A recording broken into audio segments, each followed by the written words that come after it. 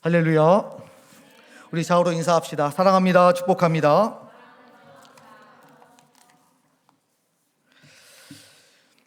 여러분은 기독교 절기 중에서 가장 세상에 영향을 많이 끼쳤다라고 생각하는 절기가 무엇이라고 생각하십니까? 부활절도 있을 것이고 추수감사절도 있을 것인데, 저 개인적으로는 역시 세상에 가장 많은 영향을 준 것이 있다면 바로 크리스마스다, 이렇게 생각을 해봅니다. 하루는 답답해서 거리를 걸었어요. 그런데 가까운 데는 역시 먹자 골목도 있고 네온 사인이 반짝반짝 거린 곳이 아니겠습니까?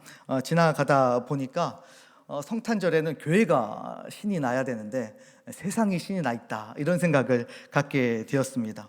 벌써 크리스마스 트리를 그렇게 하고 있고, 또 여기저기서 은은하게 캐롤이 흘러나오기도 합니다. 스타벅스는 이미 11월부터 크리스마스 한정판을 판매를 하고 있고 메뉴들을 런칭하고 있습니다.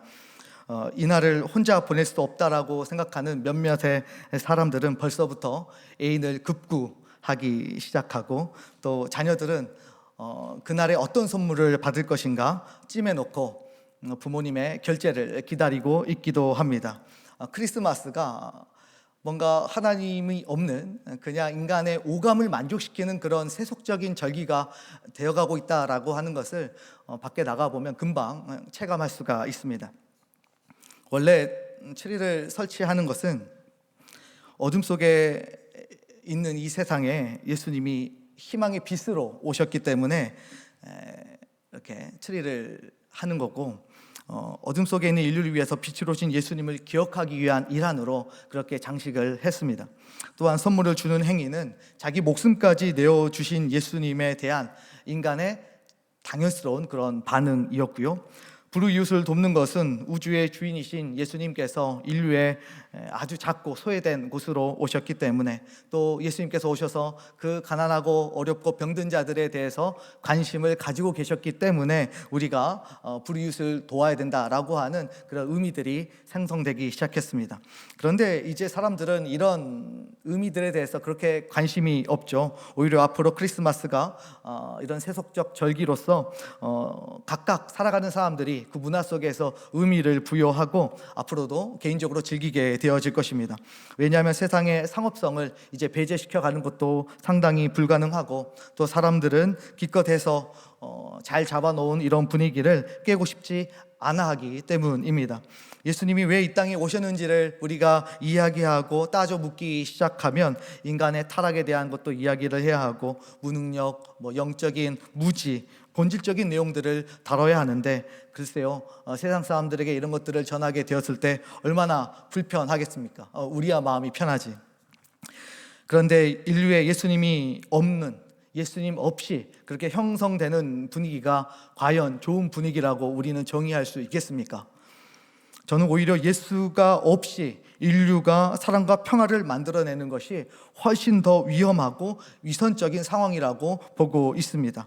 인류의 사랑이 없는데 있는 척 하는 것, 평화가 사실 없는데 평화로운 척 하면서 시간을 보내는 것, 어찌 보면 기독교가 정신을 마비시키는 아편이라고 이야기하는 것은 오히려 정반대로 그 의미를 해석해야 할지도 모르겠습니다. 세상에 근거 없는 낙관과 긍정이 오히려 인류의 아편이 아닌가, 이런 생각을 해보게 되는 것입니다. 진정한 사랑과 평화가 어디 있느냐? 예수 그리스도 안에 있음에도 불구하고 예수 없이도 그것들이 가능하다라고 생각하면서 살아가는 이 시대가 오히려 예수 없이도 괜찮다라고 낙관하는 이 정신세계가 훨씬 더 위험하고 또 정신세계를 마비시키는 그런 아편이라고 보여지는 것입니다. 목사님, 크리스마스가 3주나 남았는데 목사님 때문에 시작되지도 않은 크리스마스 분위기가 완전히 다 깨진 것 같습니다 라는 눈으로 저를 쳐다보고 있습니다. 그렇다면 저는 성공입니다. 예수님 없는 분위기는 확실하게 깨지고, 예수님이 있는 성탄절 분위기가 우리의 삶에, 또 우리의 교회, 우리의 사회, 문화에 형성될 수 있기를 바라기 때문입니다. 그런 의미에서 오늘은 우리가 어떻게 성탄절을 잘 준비해가면 좋을지에 대해서 함께 살펴보려고 하는데, 여러분들은 대강절이라고 들어보셨어요? 예전에는 대강절 하면 되게 크게 이렇게 절기로 생각을 하고 교회에서 막 축하하고 이랬는데 지금 대강절이 사라지고 있습니다. 보통 성탄절 전에 4주간을 대강절이라 그래서 예수님 오시는 날을 4주 동안 그렇게 지키는 날을 바로 대강절이라고 합니다. 예수님이 오시면 아주 경건하게 준비를 하는 것이죠. 이제 우스갯소리로 이제 사람들이 이렇게 이야기하기도 합니다. 대강절은 그냥 예수님이 오실 때까지 대강 보내라 그래서 대강절이라고 이렇게 우스갯소리를 하기도 하는데, 대강 보내는 그런 날이 아니라 기다릴 대자에 내릴 강자를 쓰고 있습니다. 누가 오심을 기다리는 거예요? 예수님이 오시는 것을 기다리는 그런 절기가 바로 대강절입니다. 영어로 보면 애드벤트예요. 그래서 내려오다, 도래하다, 출현하다, 이런 뜻을 가지고 있습니다. 정리하면 대강절은 대강 보내는 그런 날이 아니라 이 땅에 메시아로 오신 예수님을 경건한 마음으로 준비하기 위한 기간이라고 볼 수가 있습니다. 그렇다면 이 시간 동안에, 이 대강절 동안에 가장 우리가 묵상하기에 좋은 신학적 교리가 있다면 어떤 교리일까요? 아주 어려운 질문인데 오늘 말씀의 제목을 생각하면 여러분은 금방 쉽게 답을 찾을 수 있습니다. 어떤 교리가 가장 우리에게 의미가 있을까요? 제목은 알고 들어오시네요. 감사하게. 성육신 교리입니다. 하나님이 이 땅에 인간의 육체를 입고 오셨다라고 하는 그런 교리입니다. 근데 성육신 할 때 성자를 많은 사람들이 거룩한 성자로 보고 있어요. 거룩한 몸이 오셨다, 뭐 이렇게 생각하시는 것 같은데 그게 아니라 이룰 성자를 쓰고 있어요. 그래서 육신을 뭐 하셨다? 이루셨다. 하나님이 육신을 이루신 것, 이것을 바로 성육신이라고 하는 것입니다. 그래서 성육신을 한마디로 정리한다라고 한다면 하나님이 무엇이 되셨다? 인간이 되셨다입니다. 사도 요한은 이를 한 문장으로 정리하고 있는데요, 우리 14절 말씀 함께 읽어볼까요? 14절 말씀 시작.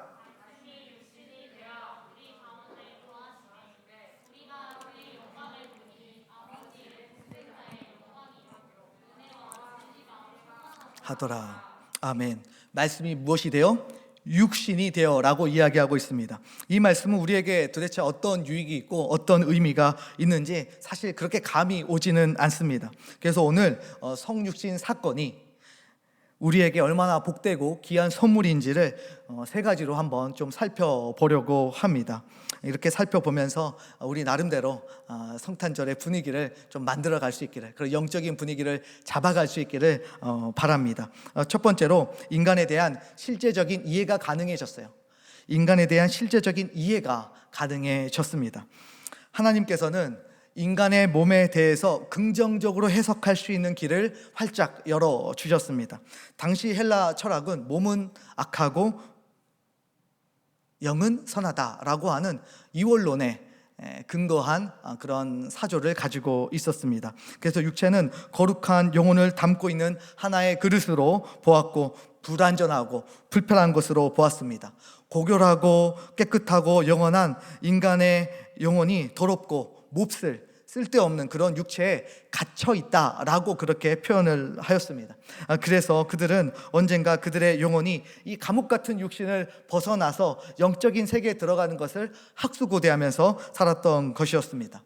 영은 선하고 육은 악하다라고 하는 이 개념을 바로 이원론이라고 우리는 이야기를 합니다. 그들은 세상도 이원적으로 구조가 되어져 있다라고 생각을 했습니다. 그래서 여러분이 잘 아는 것처럼 플라톤의 이데아 세계가 바로 그런 세계예요. 그래서 이데아의 세계는 본질적인 세계고 진리의 세계고 실체의 세계고, 그 세계에 유출되어서 반사되어서 그림자처럼 불완전하게 존재하는 세상이 바로 우리가 살아가고 있는 이 세상이라고 생각을 했던 것입니다. 그러니 이 아랫세계에 있는 육신을 악하다고 볼 수밖에 없었던 것이죠. 그렇다면 왜 이런 철학이 주류가 되었을까요? 앉아서 곰곰이 인생을 돌이켜 보니까 그들이 왜 그렇게 생각했는지 조금은 이해가 되었습니다. 우리가 육체로 이 땅에 태어나서 처음 태어났을 때, 아기로 태어났을 때 할 수 있는 것이 있나요? 아무것도 할 수 있는 것이 없습니다. 그래서 반드시 보호자가 필요합니다. 그 몸을 입혀줘야 되고요, 먹여줘야 되고요, 씻겨줘야 합니다. 그러면 어떻게든지 간에 잘 성장했다고 치고 20살이 되어지면 육체적으로는 아주 컨디션이 가장 좋은 절정에 도달하게 되죠. 그러나 20살 이후부터는 점점 그 몸도 노쇠화되기 시작합니다. 그래서 우리 이제 45기 친구들도 있는데 우리 청년들도 이제 21살이 되잖아요. 여러분들도 이제 노화가 시작이 된 것입니다. 여러분 이제 1, 2년만 더 지나잖아요. 여러분들 그 후배들이 여러분들 MT에 끼워주지 않습니다. 여러분들은 고인물이 될 것이고 여러분 조금만 더 시간이 지나면 화석처럼 아모나이트가 되고 말 것입니다. 여러분들 거기서는 이제 어른 공경하듯이 여러분을 공경하게 되는 것을 여러분들 경험하게 되어질 거예요. 점점 그렇게 인간은 노쇠하고 쇠락해져 가는 것입니다. 20대 때에는 5시간만 자도 죄인 줄 알고 게으른 죄인 줄 알고 그렇게 무리하게 열심히 잘 살아도 체력적으로 그렇게 크게 문제가 되지 않았는데 이제는 5시간만 앉아 있으려 그래도 허리가 너무 아프고 또 몸이 얼마나 다운그레이드가 되어져 있는지 계속해서 몸을 풀어주지 않으면 하루를 버텨내기가 너무 힘듭니다. 우리 청년들 중에서는 여기저기 몸이 장기도 고장이 나고 몸도 고장이 나서 이렇게 치료를 받는 분들도 있습니다. 이를 위해서 목사님 계속 기도하고 있고 또 여러분들의 건강을 위해서도 항상 기도하고 있다는 사실을 명심하고 육체는 원래 그렇게 쇠락해져 가는 거예요. 잘 관리하고 잘 준비해서 어떻게든지 간에 이 육체를 하나님께서 원하시는 그런 일들을 잘 감당해 갈 수 있도록 우리가 만들어 가야 하는 것입니다. 어쨌든 이 몸뚱어리 어떻습니까? 굉장히 신경 쓰이지 않습니까? 제때 밥 안 먹여주면 화를 냅니다. 합성어 재밌는 게 있더라고요. 행그리 그래가지고 헝그리와 앵그리를 합쳐가지고 배가 고프면 화가 나는 걸 행그리라고 이렇게 이야기를 하더라고요. 너무 많이 먹으면 또 그것대로 또 문제가 되고 꾸준히 운동시켜주지 않으면 뼈에서 삐그덕삐그덕 이렇게 소리가 나고 부족한 영양소를 보충하기 위해서는 이런저런 또 영양제도 계속해서 챙겨 먹어줘야 하는 이 육체입니다. 인터넷에서 옷을 볼 때 분명 핏이 좋았는데 입어보면 난감하고 거울이 거짓말하는 것 같고 이 몸뚱어리가 문제인 줄 알면서 애꿎은 옷만 환불하게 되어지는 일들이 종종 발생합니다. 정말 환불하고 싶은 것은 옷이 아니라 이 약하고 이 귀찮은 우리의 육체가 아닐런지 모르겠어요. 헬락 철학자들이 몸을 하급으로 생각한 이유가 바로 여기 있었고 충분히 여러분도 공감이 되지 않습니까? 그들이 육체의 불완전성을 계속해서 경험할 때마다 영의 완전성에 대한 열망은 점점 이렇게 커져가는 것입니다. 문제는 지금도 이런 헬라 철학 사상이 우리의 정신세계에 들어와 있다라고 하는 것입니다. 우리가 대체적으로 몸으로 하는 일들은 굉장히 속되다고 생각하고 정신적으로 묵상하고 기도하고 영적인 일들은 아주 거룩한 것이다. 성속을 구분하는 일들이 우리에게 있는데 글쎄요, 교회는 깨끗하고 세상은 아주 더럽고 교회에서 사역하는 것은 아주 성스럽고 세상에서 일하는 것은 아주 속되다라고 생각하는 것 그렇습니까? 정말 그렇게 생각한다라고 한다면 복음에 대한 이해가 떨어지고 있거나 아니면 알면서도 이를 악용하는 사람들일 것입니다. 그런 사상을 가지고 있는 헬라 사람들에게 사도 요한이 선언합니다. 14절 말씀에서 말씀이 로고스가 무엇이 되어 육신이 되어 우리 가운데 거하셨다라고 기록하고 있습니다. 로고스 말씀인데 당시에는 이 이데아 영원한 세계에 들어가기 위해서는 반드시 로고스가 있어야 된다라고 했습니다. 로고스가 도구가 되어지는 거죠. 그래서 로고스를 통해서 자신이 깨달음을 얻어야만 그 영원한 위의 세계로 영원한 하늘 세계로 들어갈 수 있다라고 믿었던 것입니다. 그런데 요한은 너희들이 그토록 갈구하던 그 로고스가 하늘에 있어야 될 그 로고스인 예수님께서 어디로 침투하셨다? 이 땅 가운데 우리에게 침투하셨다라고 이야기를 하고 있습니다. 너희들이 그토록 혐오하던 그 천시하던 육체를 입고 이 하급의 세상에 예수 그리스도께서 오셨다, 침투하셨다라고 선언하고 있는 것입니다. 그거는 단순히 지식을 깨달은 것에 있는 것이 아닌 것이죠. 그 로고스가 육화된 예수라는 인격을 만날 때 그분의 사귐이 있을 때 이루어질 수 있다라고 하는 것을 알려주고 있습니다. 그냥 육신을 벗어버리면 구원이 아니라 이 세상에서 육신을 입고 살아가는 동안에 육신을 입고 오신 예수 그리스도를 영적으로 만나고 인격적으로 만나게 되어질 때 비로소 구원이 임한다라고 가르쳐주고 있는 것입니다. 하나님의 말씀, 로고스, 그리스도의 영이 우리 가운데 임재하셔야, 우리의 삶에 강림하셔야, 내가 사는 삶의 자리에 파고 들어와야 비로소 구원이 이루어지는 것입니다. 그런데 그분이 육신을 입고 이 땅 가운데 오셨습니다.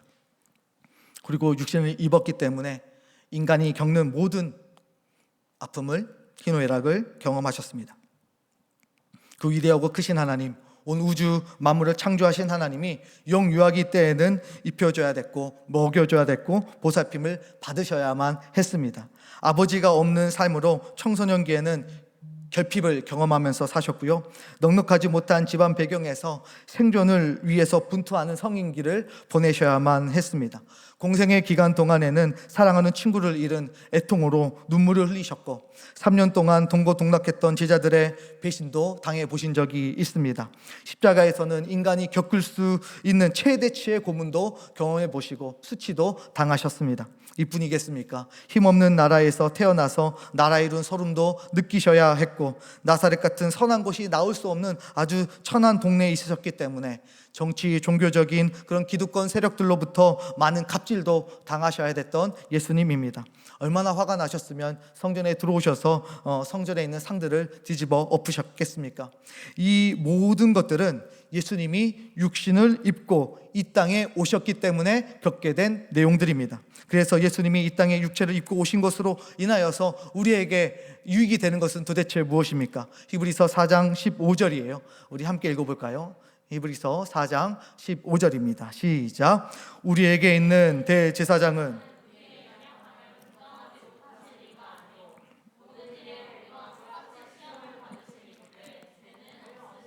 아멘. 우리의 예수님은 나의 모든 연약함, 희노애락, 세상의 부조리 등에 의하여서 지식으로만 아시는 것이 아니라 실제적으로 우리의 삶에서 공감해 주시고 동정해 주시는 분이다 라고 하는 것을 알 수가 있습니다. 예수님께서 육신을 입고 이 땅에 오시지 않았다면 이 모든 것들을 경험할 수 없으셨을 것이고, 우리를 실제적으로 이해한다고 할 때 설득력이 현저하게 떨어질 수 있었다라고 하는 것입니다. 하나님이 여러분을 아시고 나를 아십니다. 하나님이 내 삶의 깊이를 아시고 통달해 주십니다. 세상 사는 고통과 애환을 공감해 주십니다. 이것이 성육신 하신 예수님이 우리에게 주시는 선물 중에 하나인 것이죠. 그래서 시편 기자가 142편 1절 2절에서 다음과 같이 고백합니다. 내가 소리내어 여호와께 부르짖으며 소리내어 여호와께 간구하는도다. 내가 내 원통함을 그의 앞에 토로하며 내 우환을 그의 앞에 진술하는도다. 기자가 어리광 부리듯이 하나님 앞에 나아가서 내 고통 아시죠? 너 아픔 아시지요? 제가 지금 겪고 있는 이 슬픔 하나님께서 공감하고 계시지요? 라고 이야기할 수 있는 것, 이것은 바로 예수님께서 이 땅 가운데 육신의 옷을 입고 오셨기 때문에 가능하게 된 것입니다.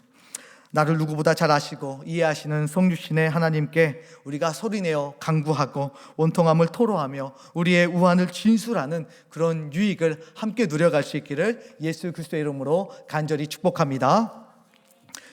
아멘. 여러분, 하나님께서 여러분들의 아픔을 다 아세요. 다 공감하시고 실제적으로. 두 번째, 함께 하실 수 있는 하나님이십니다.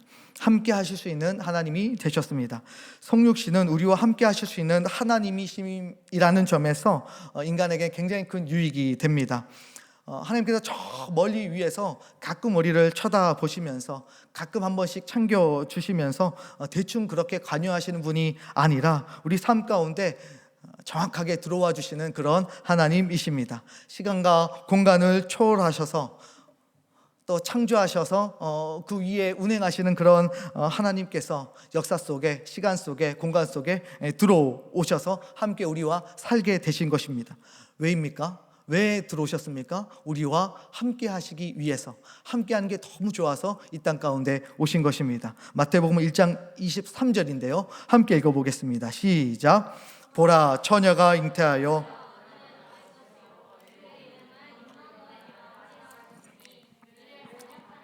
우리와 함께 계시다 함이라. 아멘. 하나님은요, 우리와 함께하는 것을 굉장히 좋아하시고 즐겨하시는 그런 분이십니다. 하나님은 원래 본질적으로 관계적 존재라고 말씀을 드렸었어요.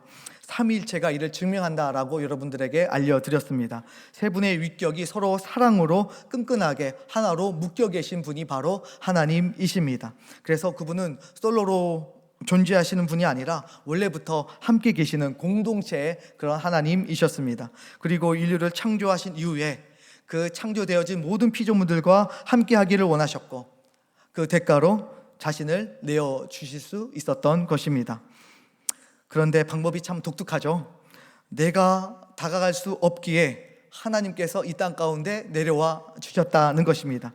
대부분의 종교들은요, 신에게 인간이 가까이 가기 위해서 굉장한 노력을 감수합니다. 돌을 닦고 선행을 하고 금욕도 하고 제물도 드리는 등 여러 가지 노력을 하게 됩니다. 그러나 신과 인간은 건널 수 없는 어떤 존재론적인 차이가 있기 때문에, 갭이 있기 때문에 결코 하나님께 도달할 수 있는 것이 아무것도 없습니다. 우리가 갈 수 없다면 답은 하나죠. 내가 갈 수 없으면 하나님이 이 땅 가운데 오신 것밖에는 답이 없습니다. 그 성육신의 교리, 그 성육신의 진리가 교회와 우리의 손에 담겨 있지 않습니까? 팀 켈러 목사님은 예수라는 책에서 다음과 같이 말합니다. 당신을 혼자 두지 않기 위해 당신처럼 되셨다. 당신을 혼자 두지 않기 위해 당신처럼 되셨다. 너무 깔끔하게 정리를 잘 해준 것 같아요. 사랑하는 남청 여러분, 나를 혼자 두지 않기를 원하시는 그 하나님의 마음을 잘 알아들일 수 있기를 소망합니다. 크리스마스에 연인과 함께 있고 싶어 하는 그런 마음보다 우리 하나님이 여러분과 더 함께 하고 싶어 한다는 사실들을 여러분이 마음에 품고 이번 12월은 데이트를 하더라도 하나님과 삼각 데이트를 여러분 함께 즐기는 그런 은혜가 있기를 예수 그리스도의 이름으로 축복합니다. 솔로들만 아멘을 하시는 것 같아요.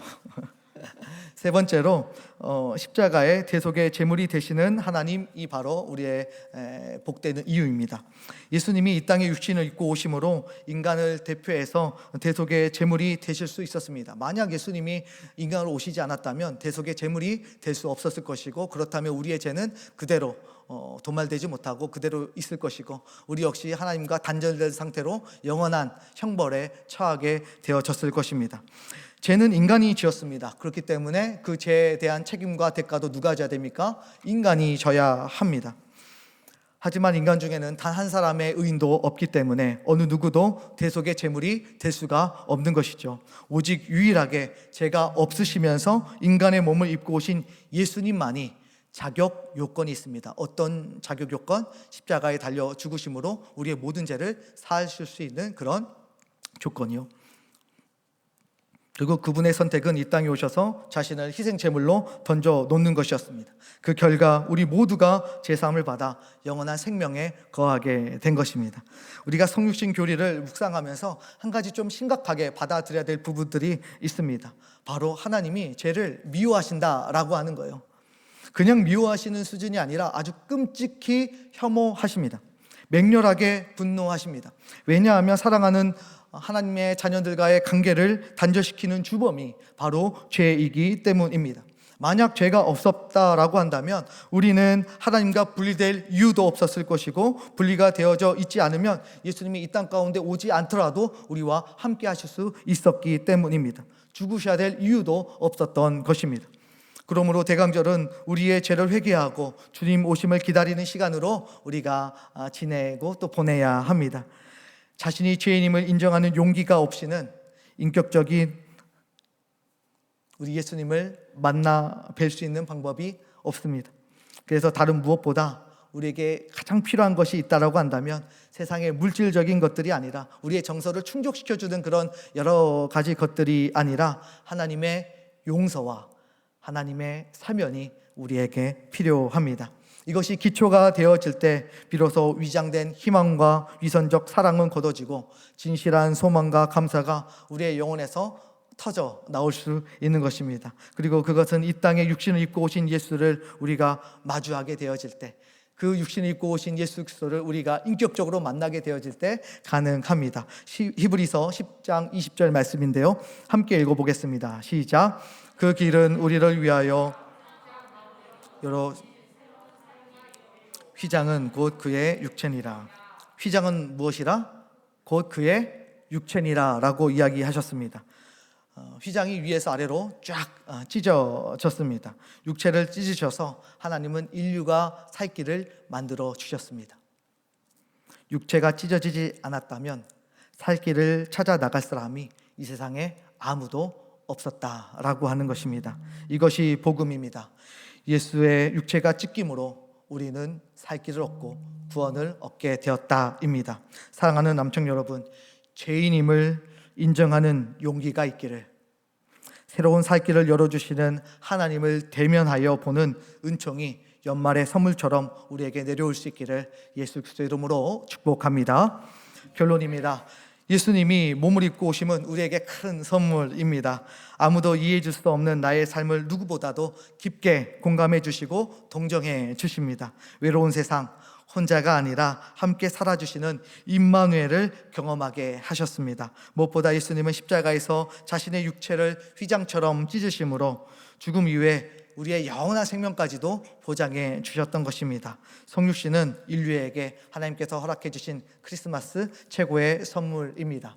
그러니 크리스마스에 누군가에게 선물을 받지 못했다라고 해서 궁상스럽게 집에 나홀로 앉아서 영화 나홀로 집에를 보면서 나홀로 집에 있지 말고 선물 자체가 되시는 예수님과 함께, 그 선물을 보내주신 하나님과 함께 성탄절 분위기를 만들어갈 수 있기를 예수 그리스도의 이름으로 축복합니다. 또한 여러분, 하나님이 주신 몸을 잘 쓰시고 잘 관리하십시오. 때가 되면 입혀주기도 해야 되고 먹여주기도 해야 되고 운동도 시켜주는 것 귀찮게 여기지 마십시오. 그래서 조금 고추장스럽고 때로는 마음에 들지 않지만 우리가 이 몸 때문에 우리가 주님을 깊게 만나게 되어지고, 이 몸 때문에 믿음의 지체들과 함께 손을 잡고 아우르면서 또 안아주고 또 스킨십도 할 수 있는 것 아니겠습니까? 이 몸이 있어서 교회를 더 섬기며 살아가며 헌신하며 살아갈 수 있는 것 아니겠습니까? 예수님의 성육신 하심으로 얻는 모든 복들이, 유익들이 실제적으로 여러분의 삶을 유의미하게 하고 또 유익하게 하는 그런 은혜가 있기를 다시 한번 예수 그리스도의 이름으로 간절히 축복합니다.